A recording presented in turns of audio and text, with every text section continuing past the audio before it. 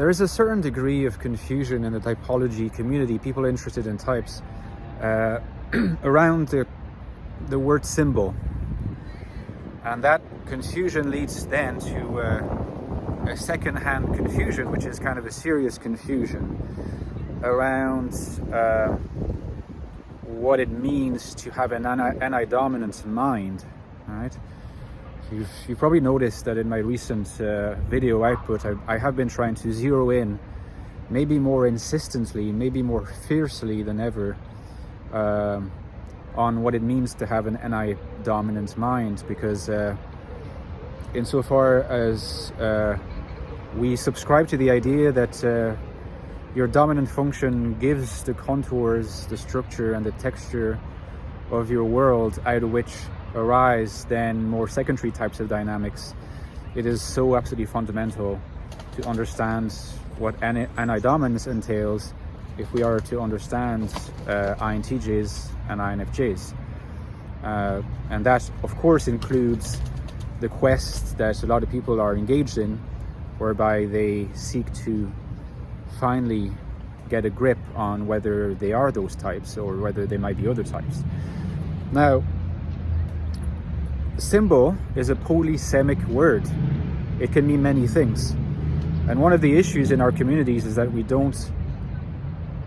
what we don't do enough is pause and think whenever we encounter a word that is at one and the same time pervasive, ubiquitous, it's there everywhere in the literature we read on the particular topic, and at the same time polysemic. If the word has those two properties, if it has the property of being pervasive, and if it has the property of having many meanings, then we need to make a concerted effort to kind of extricate ourselves from the fascination we may have for the word that sometimes leads us to look past the polysemy. Because when we look past it is where we give the opportunity for our minds to be kind of hopelessly muddled and confused. It's actually not so much an anti-dominant, it's not so much the anti-dominant in me that is trying to analyze the polysemy, it's more the TI user, because NI actually doesn't really care that much about that kind of analysis, at least NI by itself. And NI by itself tends to revel in mellifluous language and polysemic language and the play of associations. Sometimes people mistakenly believe that this isn't an any-dominant trait. Actually, it's an NI-dominant trait. And a lot of the philosophers who thrive on this in their books, and the ambiguity that arises out of it, are NI-dominant philosophers, not NE-dominant philosophers. But that's not the main topic of this video. I want to return to symbol. The word symbol can mean, let's say, two main things, and they should not be confused, right? The word symbol can be used to mean something like a sign. All right. This is, in fact, the meaning of the word that most people probably espouse, like a mathematical symbol. If you look at a mathematical symbol, an abstract symbol, well, basically you're looking at the symbol plus and you know it means addition. You're looking at the symbol minus, you know it means subtraction. And there's like hundreds and thousands of such symbols, not necessarily pertaining to mathematics, but to the abstraction of a certain kind of language. The word symbol is used in those cases.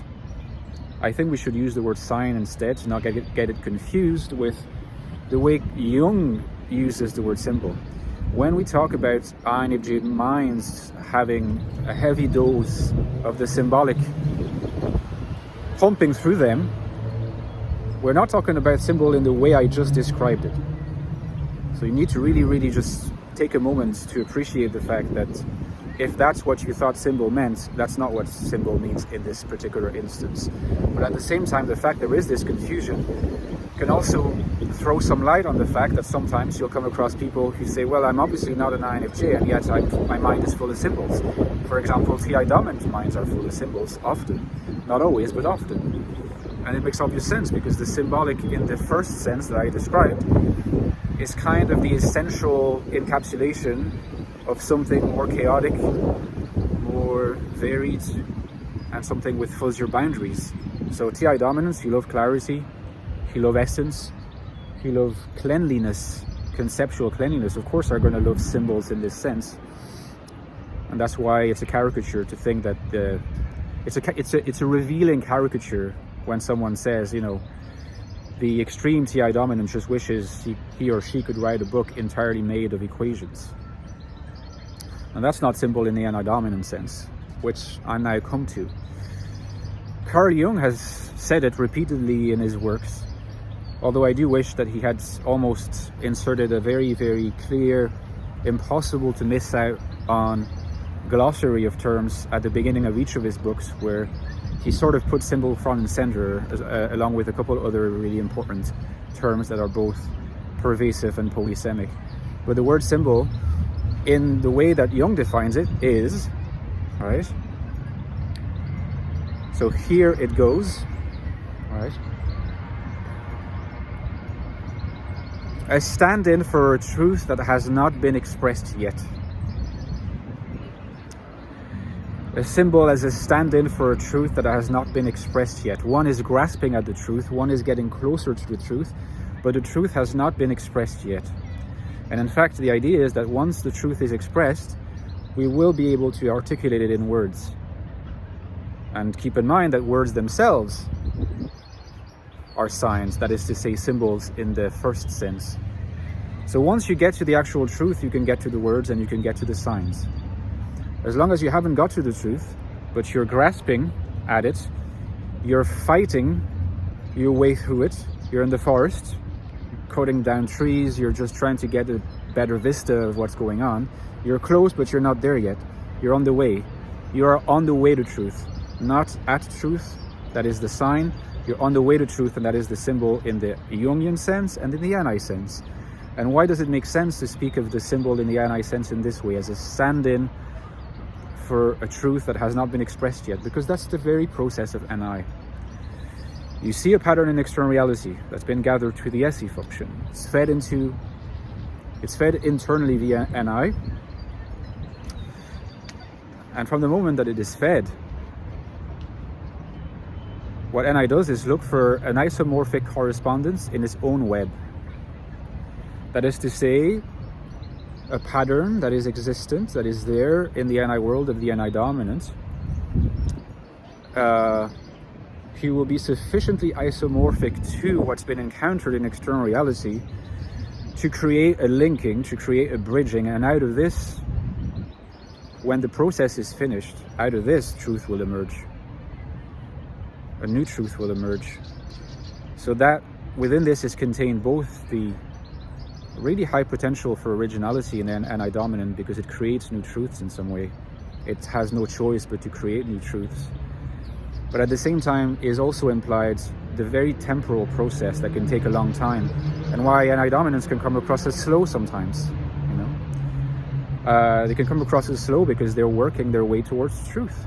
They have to wait until the guiding hand of NI locates the patterns inside that has the isomorphic correspondence to the pattern outside. That can take a long time because often patterns don't quite correspond, so NI has to sort of troubleshoot a little bit and make the patterns merge, make the patterns match. And out of this union, because there is a real union in a sense, there's an intercourse in a sense, right? An NI kind of intercourse, out of which something new emerges, something new is born, and that's the new truth. So what comes out when the NI dominant tries to speak on their way to truth and not a truth yet is never going to be truth. It's going to be a stand-in for something that is not truth yet, and that's the symbol. Okay, so let me know in the comments what you thought, guys. If you thought that was helpful, you know, give me a thumbs up, helps with the referencing, so I'd appreciate that. And you can also check out my books. Don't forget, I have written a book on the INFJ called The Infinite Soul. That's my latest book, INFJ Life in the Modern World, looking at how INFJs can find happiness, contentment, purpose, and meaning, because meaning is so important in INFJ life, through blending authenticity and adaptiveness. If you want to know how to do this, get The Infinite Soul, and the prequel is pretty good as well. Helped a lot of people. Check the reviews for both books, of course. The Ecstatic Soul, a new look at the INFJ personality, where I look in depth at the mind of the INFJ. What's it like to have an INFJ kind of consciousness? What's it like to experience the world as an INFJ? You want a deepest look into this? Look no further, my friend. This is the book. And finally, guys, don't forget that I am ever grateful for your Patreon support. If you join my Patreon, you get access to some really cool perks, like access to our Discord server, which is already really dynamic. I'm there all the time, so you can interact with me there.